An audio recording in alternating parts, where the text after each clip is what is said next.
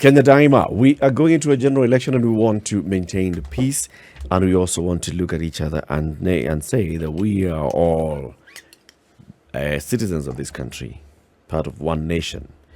Let's talk about breaking cycles of gender-based violence linked to elections in Kenya every time. And the two ladies who are joining us in the studio, Zuhura Odhiambo is a subsector lead for gender-based violence and mental health at the Kenya Private Sector Alliance, and Mucha Mlingo is the chair at the Gender Sector Board at the Kenya Private Sector Alliance. Good morning, ladies. Good morning. Good morning. Good to have you in Kenya's biggest conversation. Welcome to the hot seats. Thank you. Thank you. Make yourselves comfortable. It's hot out. It's cold out there, right? Right, but it's hot in here. Already. Yeah. All right. I mean, it's you just sat. Well, we had warmed it up for you, knowing that you're coming from a cold outdoors. So we made it warm so that you can be comfortable as you get in here. Thank you. It's part of the Kenya Daima conversation, but let's first of all understand this board and the sector.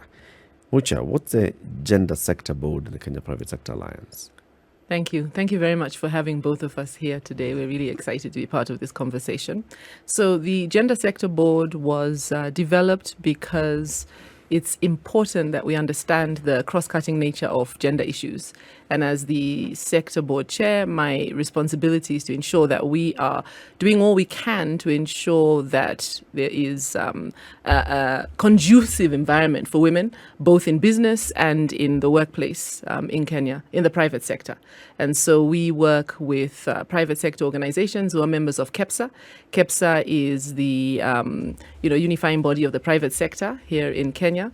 And we run initiatives, programs, just to really ensure that we're creating the right kind of space. The sector board is split into 5 subsectors. Mm-hmm. You mentioned Zuhura is one of the leads of the subsector, which is gender-based violence and mental health. We also have supplier diversity as one of the subsectors. We have board diversity as one of the subsectors. We have persons with disability and the elderly as another subsector, and capacity building as the final one. So each of these streams just really work to ensure, like I said, a conducive environment for women, persons with disability and youth to thrive here in Kenya. If I may ask, if I may, what is the ideal conducive environment? I think it's an environment where my gender or my disability or my youth is not held against me. Or my age? Or my age, yeah. Thank you. And that's why we have the stream for persons with disability and the elderly, yeah. It's an environment where I can do and be everything that I desire to do and be without any limitations that are put on by those around me. A really high bar, isn't it? It is very high, Okay. but we must aim high. You know, you talk about the minorities. City belongs to the minority when it comes to age. Mm-hmm. And maybe that's why he's asking. What exactly are you talking about? Because you represent the majority in this board.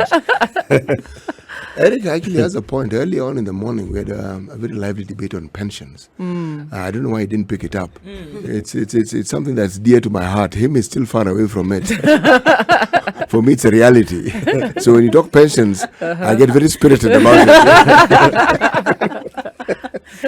Zuhura, Yes. gender-based violence, and especially when it comes to the election cycle, it's something that has occurred before.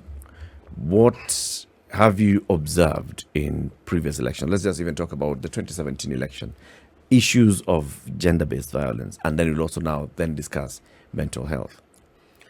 So gender-based violence, I mean, it's an issue that, kind of lives with us in the society. More still, we see it more reported, let's say, during those particular instances. For example, of course, we saw during COVID, we had gender-based violence actually go on an upward trajectory, and yet people were at home, and you wouldn't say that there was darkness in that. So we have also seen other forms of gender-based violence, coming in. From the election perspective, of course, we have had cases. 2007, of course, was really, really bad. 2017 we still had cases. And this is just to let you know that we, even with or without elections, we still have gender-based violence happening across. It's just because during those particular times, we give people more opportunity, and especially if then we are kind of giving them the opportunity or the environment to be able to go further and, be engaged in the gender-based violence. So as KEPSA and Kenya Daima, we know very well how this is a big, affects the economy on the bigger aspect of the employees that are working for us every day, who tend to go through this particular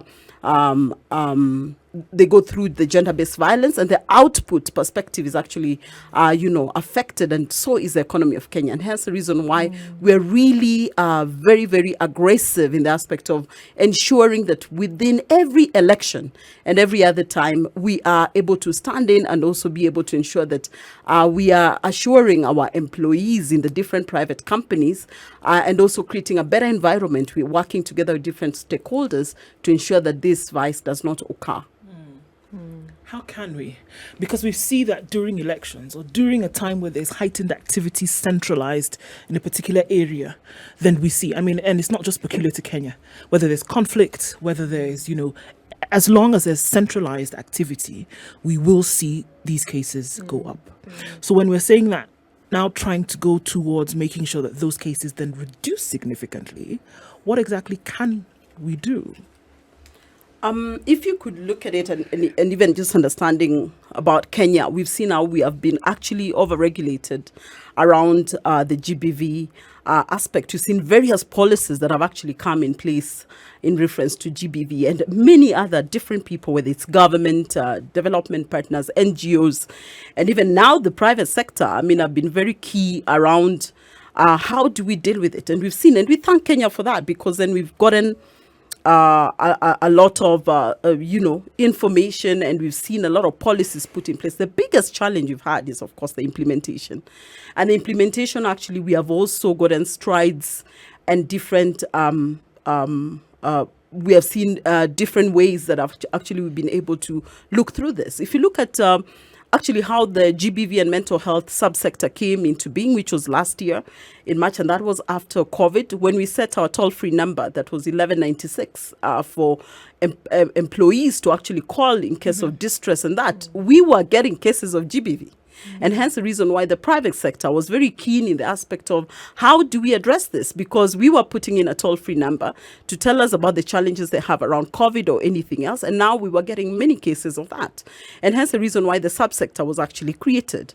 And better still, we went further to actually do a baseline survey that came out, and it's amazing how some of the findings that we got on the baseline survey that were happening, and even going further, that it is not just the SGBV, it is actually different things. It's amazing how the gender-based violence is even how you'd actually talk to your colleague in the office. How you're talked to at home, how the woman would talk to the man, how, so it kind of ties it into affecting my output in anything that I'm doing every other day. So we have done that. We have done the baseline survey. We are currently working on a model. This was funded by Bill and Melinda Gates. Model policy on how the private sector is going to actually handle the various issues that actually come up in the different organizations. Better still, we've also worked with very many development partners, the UN Women. We've worked with Crew, MasterCard, all those people in the aspect of understanding. And better still, we're even telling our employees and our members, in case there's anything, there's a toll-free number, 1196, you can call. We know that we also have different toll-free numbers that have been availed, and also looking at other ways of applying technology in case anything then happens, and we are able to know how do we reach the different people. And we've worked with very many good stakeholders, like Polycare, that in case you have an issue, we're actually seeing it end to end and assisting you as an employee under the Kenya private sector. Zuhura. If I No, please. Sorry, if I can add, I think, also speaking specifically to politics, under the Kenya Daima initiative, the idea is to engage the leaders because, we believe that we can engage the leaders so that even in their conversations, they can be mindful of the fact that, gender-based violence is real and it's very easily incitable. And so through over the last few weeks, KEPSA has been meeting with all the different political players, from, the presidential candidates to the deputy presidential candidates, and, all the way. And it's something we're continuing to do until elections, and having those conversations, because I think part of the issue is talking about it and helping people to understand that this is something that is not okay. We're coming from cultures where gender-based violence, may have been normal. In conversations, you've heard that if your husband, for example, is not beating you, he doesn't love you. So we're coming from, that kind of, those kind of cultures. And so the idea is to actually also have conversations around the fact that this is a vice. This is something that is detrimental. It's detrimental to the individual, it's detrimental to the family, it's detrimental to the community and to the economy. And so I think as KEPSA, we've really, engaged the leadership to ensure that this is a conversation that is ongoing. And so that even they, as they speak, as they campaign, as they're in the different fora that they're in, that this is something they're mindful of and speak to as well. Tell us a little bit about the spectrum of leadership that you've been talking with. So we started with conversations with the presidential candidates, and we had different forums, breakfast, and they shared their manifesto. Kenya Daima is really a non-partisan, multi-stakeholder platform that was created in 2017 with a primary focus of inspiring peaceful elections. And so the idea is to talk to all the different players, listen to what their plans are, share our manifesto, share what we feel as far as the economy is concerned, what we'd like to see. So we began with the presidential, then we had the deputy presidential. I mean, I think it's all the way down, even the different governor forums. So it's all the way down. The idea is to continue to engage all the players and have conversations with them. And it's a two-party conversation, right? So them sharing their thoughts, their ideas, and then us sharing this manifesto that we've developed or our thinking around the economy. Because our, biggest concern as KEPSA is the economy and ensuring that through the elections, the economy is stable, and that in the private sector, we don't have major issues. So if I understand you correctly, you're saying you've been engaged in conversations with political leaders. Yes. Okay, now. Yes. Political leaders get a lot of support from the private sector. People help with their campaigns, people help with whatever it is that these people need. So are we then saying that this is a forum where people who have a stake in the economy because they either run commercial enterprises or industrial enterprises want to bring the politicians to, should we say, a talking environment where they can discuss issues which they feel are important? Is that essentially what you're saying? So, yes, the idea is, and giving everyone that platform. And I think the key thing is just sharing as a private sector, as KEPSA, this is what we would like to see as far as the elections are concerned, from the point of view of the, peaceful elections, from the point of view of the economy. We want to ensure that through the electioneering process, the economy is not affected. We are able to move forward as quickly as possible. We have as minimal disruption. So yes, that kind of an interaction and that kind of a platform. So those are the conversations that were had, yes. And you bear in mind that apart from simple, basic deviousness, politicians are some of the most untrustworthy individuals you can ever come across on this planet. True. Fair enough. It's a fair point. But the reality is we can't stop having the conversations, right? Oh, no. We can't stop having the conversations. By all means, yeah. it's having conversations, but at the back of your mind, understand it. No, Understand who you're having a conversation with. Yes, exactly. Yes, true, You see, true. if you are sitting believing with all your heart you're having a conversation with a human being, and yet you're actually talking to a reptile, it becomes rather a different sort of conversation, wouldn't you say? Yes, for example, of course. I think the idea, sorry, Zuhura, I think the idea is just to really reinforce the fact that the private sector is united in wanting a a peaceful election Yes. and united in wanting to ensure that the economy is stable. Okay. And I think that's really the idea, that, we're united in that. Whatever our opinions in terms of which politician or the other, we want a peaceful election, and we want an election where our economy is not affected. So that we can go back to work and it's business as usual throughout the month of August, September, October, and beyond. Zuhura wanted to chime in I there. just wanted to add in the aspect of Kenya Daima and being very clear about, the focus areas on what we are looking at, of course, which is the leadership choices, and trying to tell our bigger tagline on Nitatenda Wajibu Wangu, which is towards as a Kenyan citizen who own the country, and we try to tell them we own the country, and at the same time saying, how do you take the responsibility? So the conversations that we've been having with the various leaders and aspirants is mainly to make them take also the responsibility. If you look at the history and how KEPSA has actually been at the forefront, and from even our 2007, where we had the post-election violence, we saw the economy of this country go down.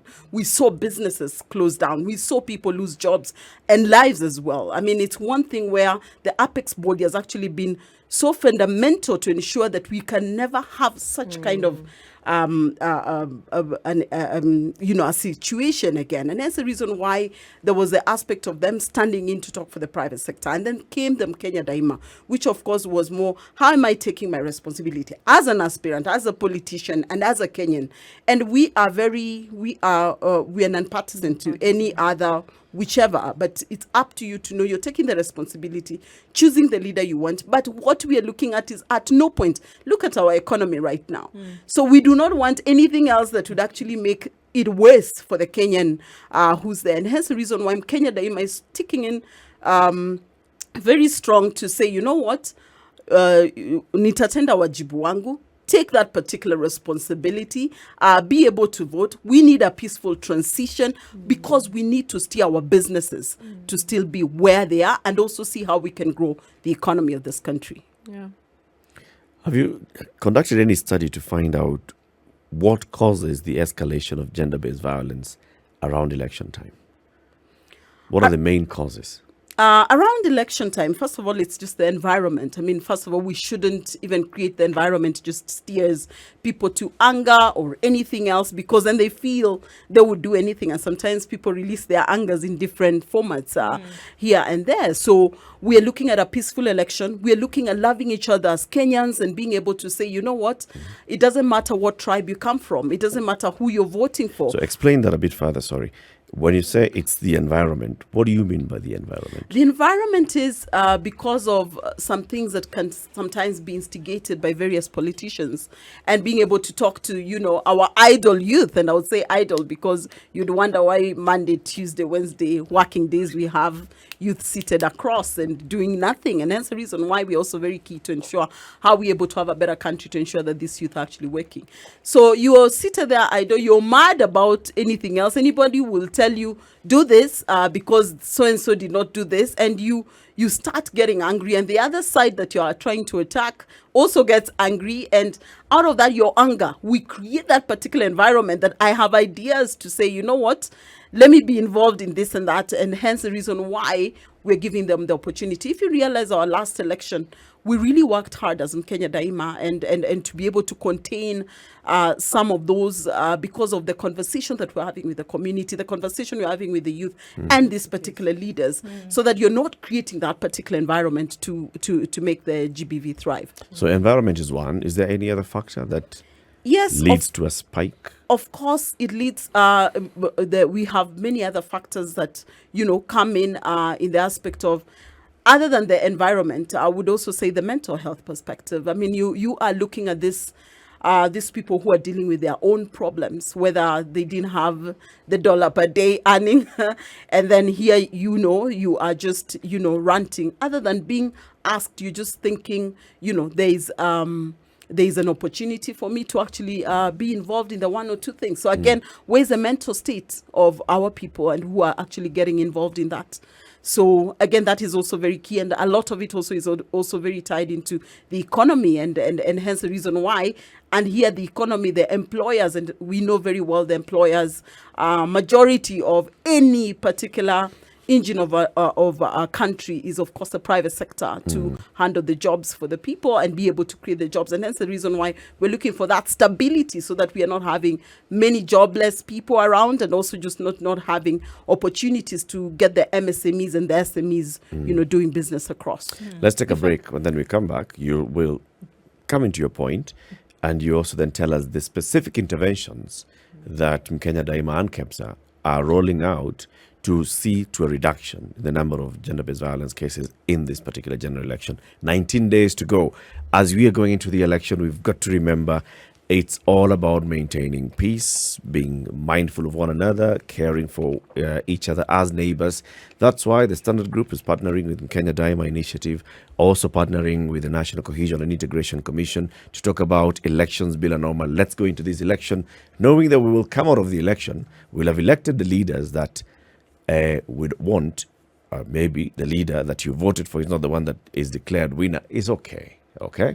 If you have a challenge and you want to dispute that, there are mechanisms and platforms for you to dispute the result of an election, but not your neighbor. Certainly never your neighbor. 8:30. This is Kenya's biggest conversation, The Situation Room. Our guests this morning, Zuhura Odhiambo. She's a subsector lead for gender-based violence and mental health at the Gender Sector Board of the Kenya Private Sector Alliance. Now, the chair of the Gender Sector Board of KEPSA is Mucha Mlingo, who's also here with us. This is The Situation Room on SpiceFM and online and on KTN. Good morning.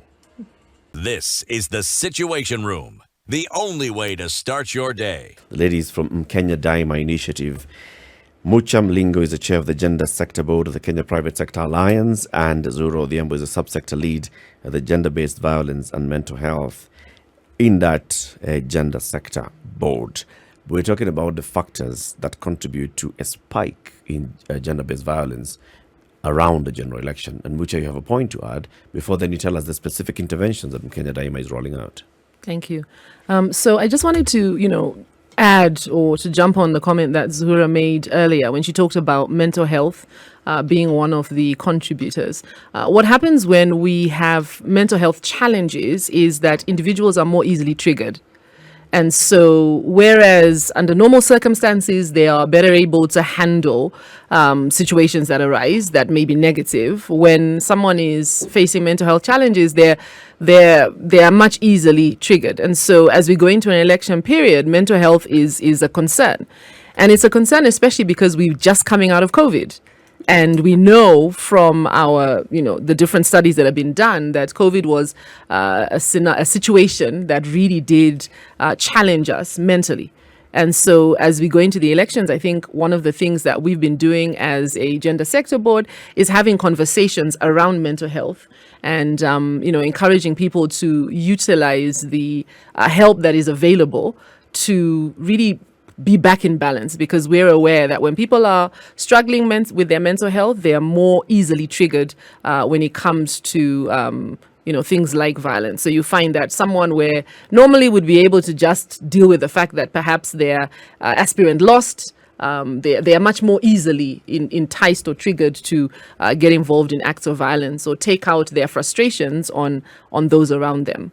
The other thing I wanted to know is that gender-based violence is not just, men against women. It's the other way as well. Through COVID, we had heightened reports of gender-based violence against men who find themselves in a difficult situation because it is somehow not manly to confess that you are suffering from gender-based violence. And so you find that men who are suffering from gender-based violence are more likely to then end up with mental health challenges because they don't have fora or spaces to speak about what it is they are going through, which again creates this environment that's very volatile.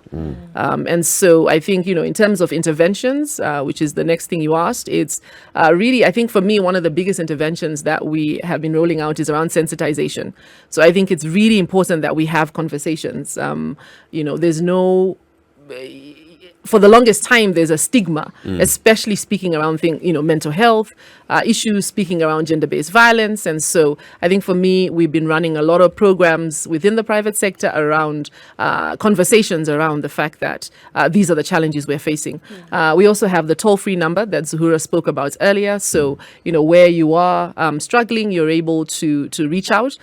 We have been working with a number of partners. Zuhura mentioned Polycare, for example, the idea being that in the event that you do need to report a case of gender-based violence, that the process itself isn't as difficult. I had an instance where I supported a family member through a situation where she'd been abused by her husband, and it was horrific. The reporting process.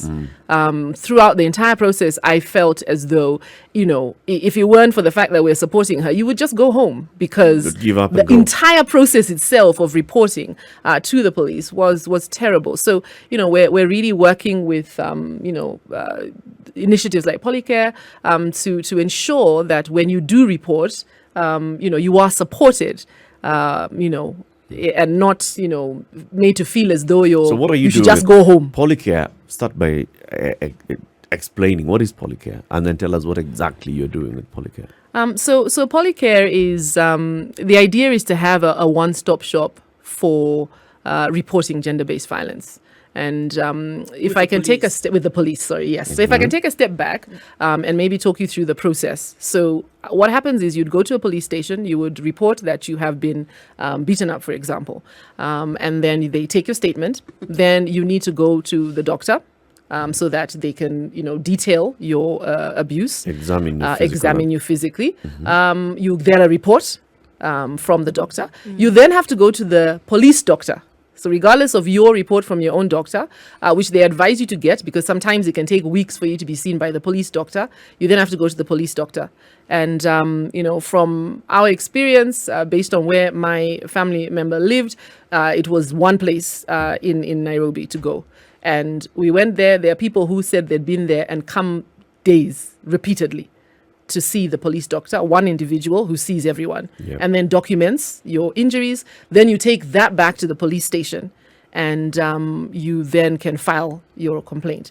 So the idea of Polycare is to reduce that, and to ensure that there isn't such a long-winded process. Currently, you would still have to see the police doctor, but I think one of the great steps forward is when reporting, there's a dedicated place to report, and the police are being trained on how to actually receive someone who is reporting, because the biggest challenge you have is that, on arriving, you are made to feel as though, you should just kind of go back home. This is normal.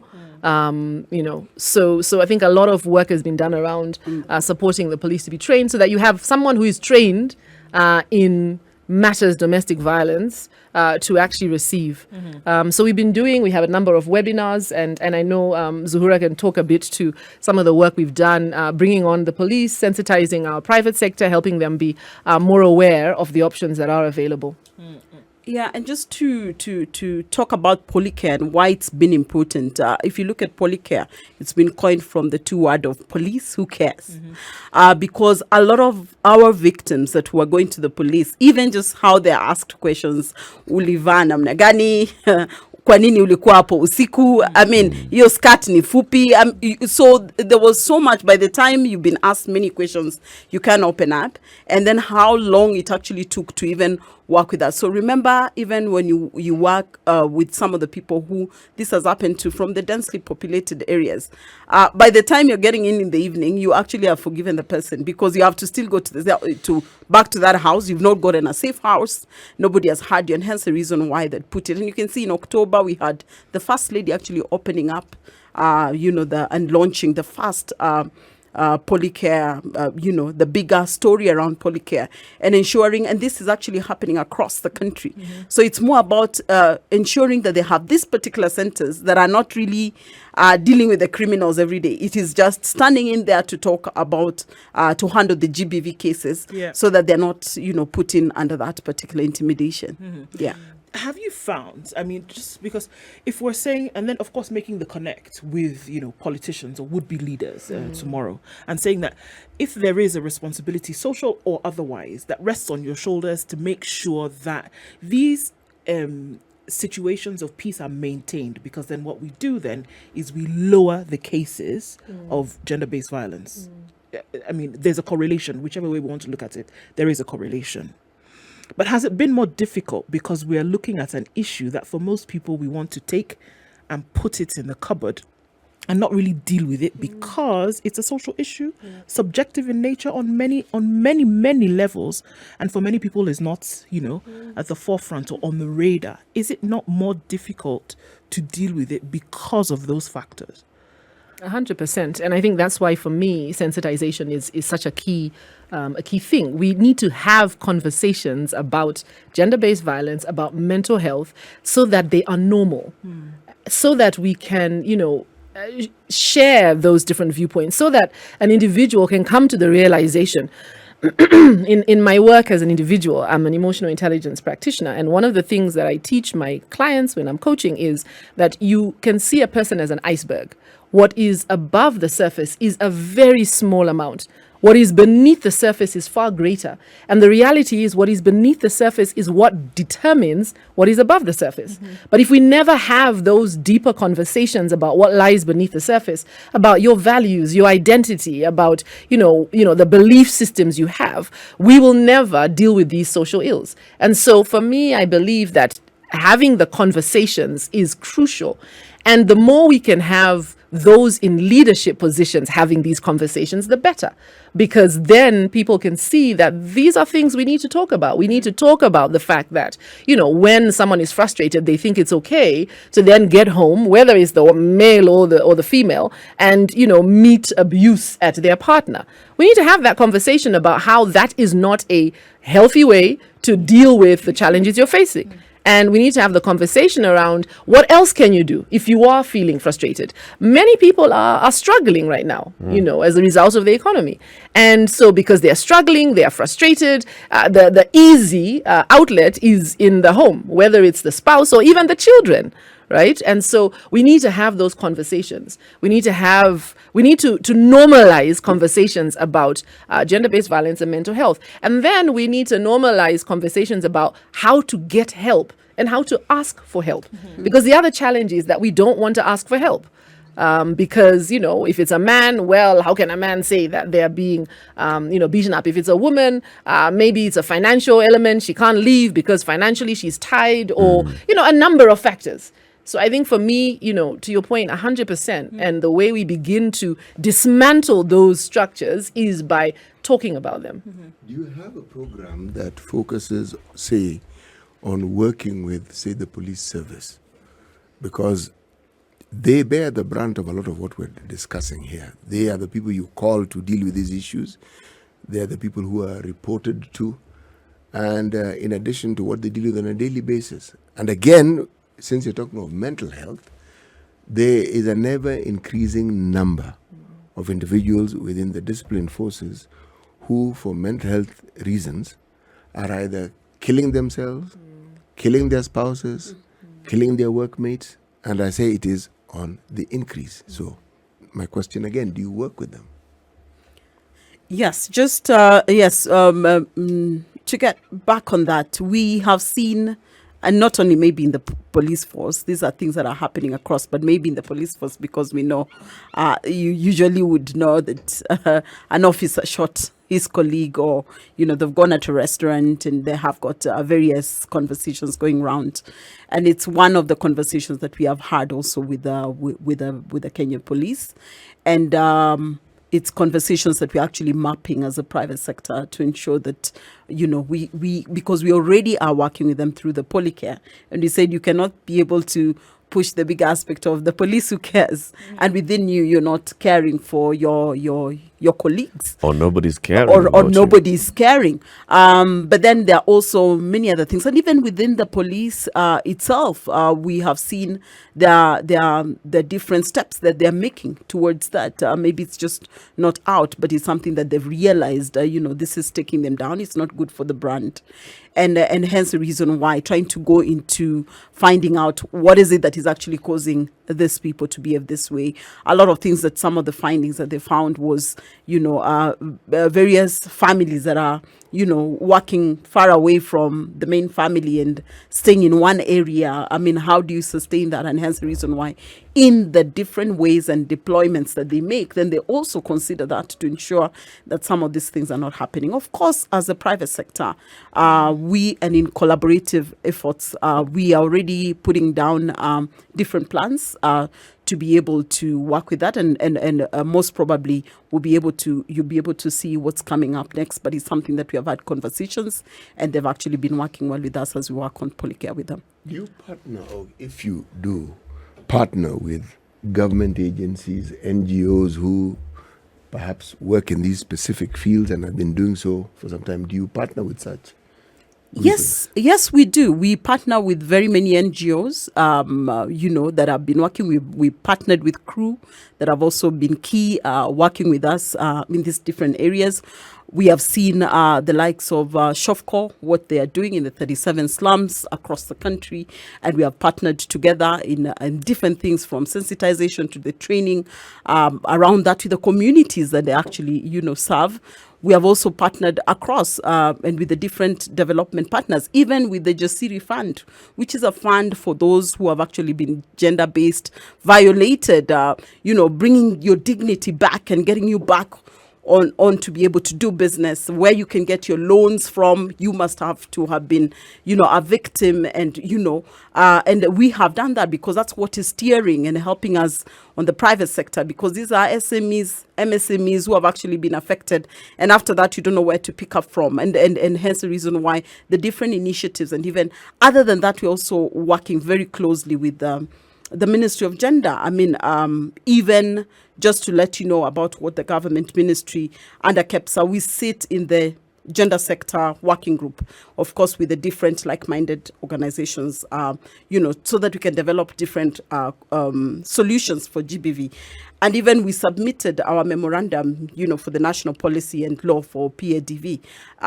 You can see how we are able to bring this and are working together across to see how would we help, because end of day you'll have majority of the people who are also violated are under the private sector in the aspect of their day-to-day work, whether they're employed as security guards, whether they're employed in different farms, depending on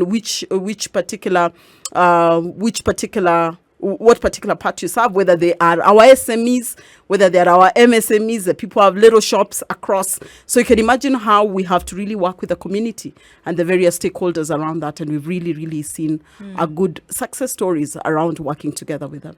If I can also add, at KEPSA we have a number of sector boards, and I know that the gender works across the different. So we're a sector board, yes, but we also then collaborate across the other sector boards because gender is cross-cutting. And I know some of the work being done by the security sector board is around supporting, especially, speaking to Zuhura's point around the security fraternity. So more recently they had some training, sensitization around mental health. Again, because, we see the correlation between mental health and gender-based violence.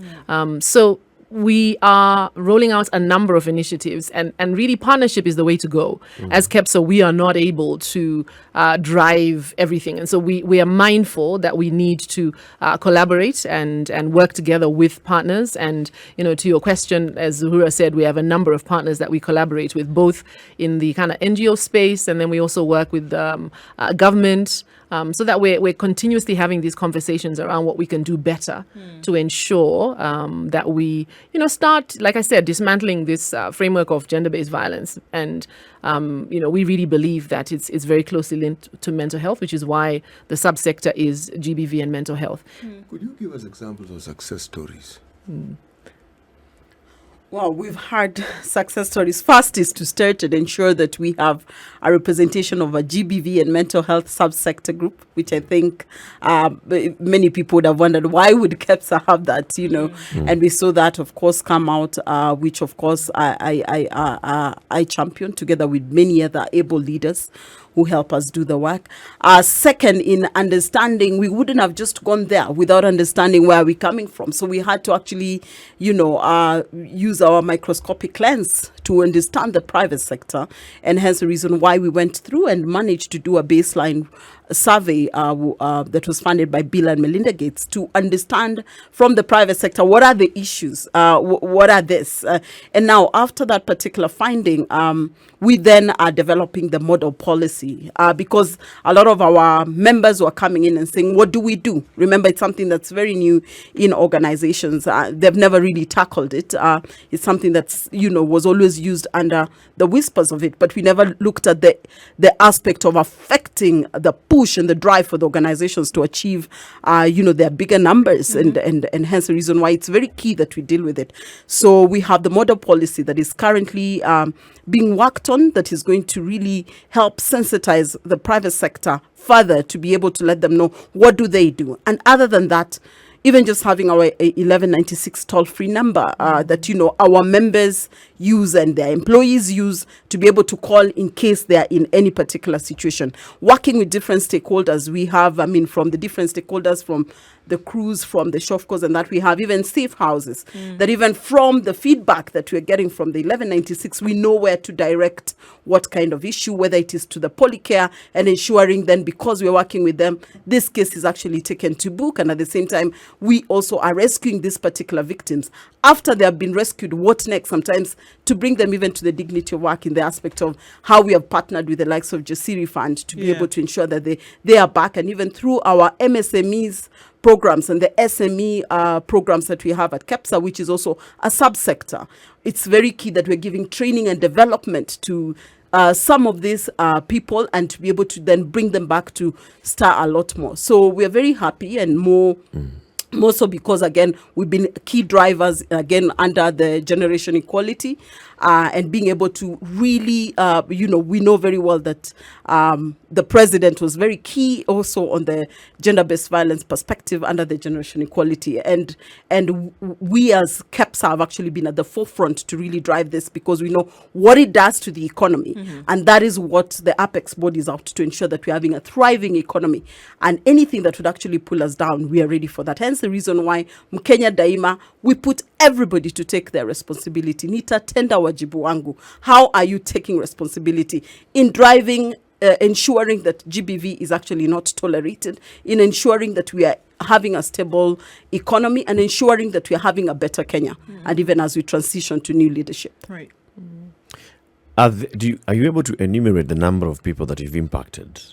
For example, just this year, those who have reached out to your toll-free number, those that have reached out to your partner organizations, seeking a direct help for either mental health or gender-based violence.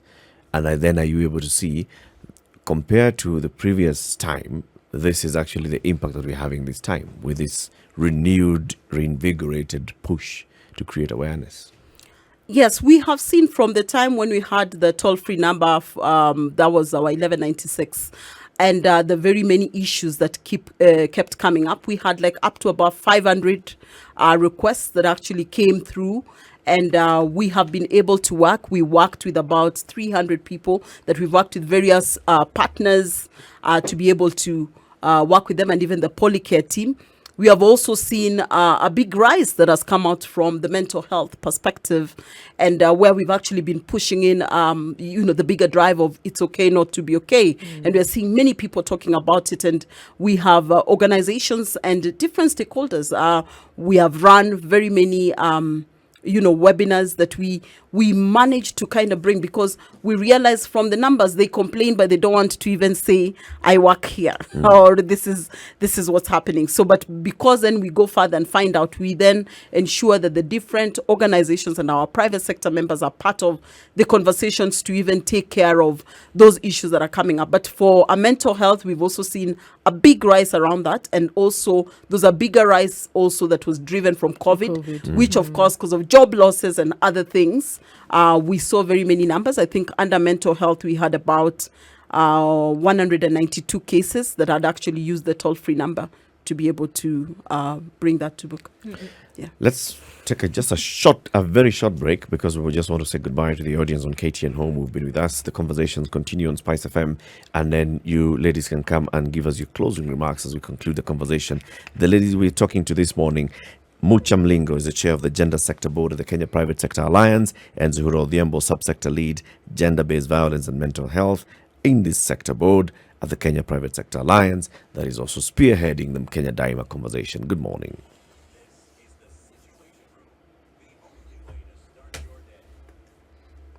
All right, Mucha. You wanted to come in and add on to that, talking about the success factors and what you've seen. Yes. So I wanted to just add to what Zuhura mentioned around the success factors. I think for me, one of the key success factors, and you know, you will allow me to repeat myself because this is important, is just having the conversations. Right. So we're running from tomorrow over the next 5 weeks, a series of gender-based violence training for the private sector. So just really, again, sensitization. What is gender-based violence? You know, because sometimes we don't realize that you're being violated, and you are. And what can you do? Where can you get help? So those are some of the conversations we're having. Where will they be? They will be online. They'll be online, and it's conversations that are driven through KEPSA. So I think for me that having How can more and someone more join? of those conversations. Do you have the link? I think Yes, we we'll be can able to share the share link, the link. but if someone wants to join, I think just connect with KEPSA online. Okay. We always have all the information available. So starting from tomorrow. I think another thing is, you know, yes, it's true, we may not know the heart of the leaders, but I think having those frank conversations with them, I feel that's a success story. I don't think that's something that has been the norm. So I think the idea behind the Kenya Daima initiative and calling leaders and having conversations with them and, you know, being quite frank about our expectations, I think that is important. The more leaders begin to hear that we will hold them accountable, the more they will start being accountable. Yeah. I think the reason why we've gone away with maybe having leaders who say one thing and do another is because they know they'll not be held to account. So I think for me, a success story is the series we've had, both last election and this election, Yeah. you know, engaging with the leadership. And I think the more we have that, the better. Yeah. Mucha, thank you very much for coming and speaking to us about this. This is a very big issue, breaking the cycles of gender-based violence linked to elections in Kenya. Mucha Mlingo is the chair of the Gender Sector Board at KEPSA.